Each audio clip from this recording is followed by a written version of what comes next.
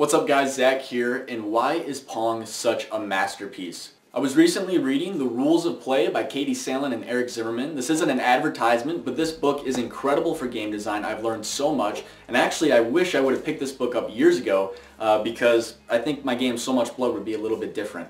In this book, he talks about Pong and why it is such a brilliant game. And I started thinking on how we could take the concept of Pong and put it into newer titles such as PUBG. How are these relatable? How does Pong have the same game mechanics as PUBG, right? So he actually has rules of game design throughout the book that go from step A to step B, and if you follow these, then you're bound to have a brilliant game design. So let's look at Pong, a very easy game to play, but very difficult to master.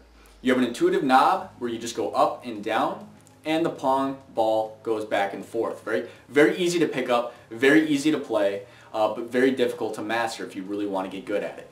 Eric says that there are no hidden features in the game. That's what makes it great. There are no unlockables, there's nothing. The game is what it is. Nowadays, a lot of games I think go wrong with how complicated things are, and it's not very easy to pick up. And people do get good at the games and games do get popular, but it takes a long time for somebody to actually even figure out what they're doing, let alone a spectator watching it.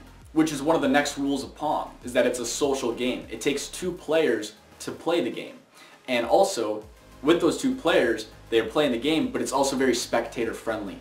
People can come up, look at it for a brief couple seconds, and know exactly what the goal is and what's going on. All right? He also says that every game in Pong is unique. You're never going to have the same game twice. The ball bounces in different directions every time. It can cover the entire screen. You'll never get the same game, and you can keep playing over and over and over again and start getting better at it. Alright, so let's take those three rules there, which he has many more throughout the book. Let's take those three rules, and now let's look at PUBG. How can PUBG take these rules and implement it into a more advanced game? Obviously PUBG is not Pong, but it is incredibly popular. So the first rule is that it's simple to play. You essentially go into a game and you figure out how to survive. I mean, it's a pretty simple concept, and throughout playing the game, it can be as simple or as advanced as you'd like. Coming up with different strategies to build different fortresses and different things like that, it can become very advanced. And it is a social game. You can't hop into a PUBG match just by yourself. It is a fully multiplayer game, and every match is unique. So you're not going to have the same match over and over again, just like Pong. It's also very spectator friendly. So as an example for me, I had no idea what PUBG was. I kind of came late to the game. I don't play it too often, but I saw actually my brother playing it, and I asked him, what's the concept here? And he said that you just have to survive, and he started shooting people, and it was really interesting to watch. I found myself sitting down and watching the gameplay for about an hour with him, and it was very intriguing. I never knew about the game. I never knew what it was, and now I only get I don't know everything there is to PUBG, but I definitely enjoy watching it. So now we've taken a game like Pong and a pretty advanced game like PUBG, and now we've meshed the ideas together and their designs together, and although it's only three simple rules, I think you should take in mind these rules when you're developing your game and make sure that everything fits correctly. So number one, it's simple to play, easy controls, and it can be as hard or as easy as you'd like it to be. All right, number two, that it's social.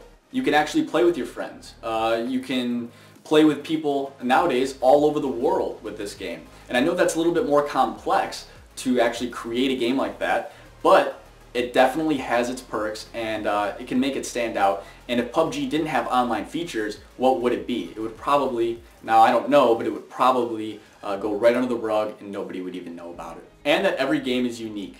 Every game that you play has a different outcome. You can go here, you can go there, you spawn at different locations, players move in a different way. Every game is unique. So there's replayability. Even though it's not some random map or some random number generated game, every game is unique. And I think that's a brilliant game design, that we don't need to be reliant on random numbers to generate a different outcome. So what can we learn from Pong? And what can we learn from PUBG? And let's move forward with our own games and try and create something awesome. So that's going to be it for today. Go leave a like, go and subscribe. Thank you guys for watching, and go to codingmadesimple.com. I just launched a brand new Game Maker Studio 2 course called Foundations, and that course essentially takes you from beginner level and starts bringing you up in the game development world. You can learn how to program, you can learn how to design, you can do so much with this course. It's very expansive, and I'm adding to it every month as well. So the link is in the description. Thank you guys for watching. Have fun. Peace.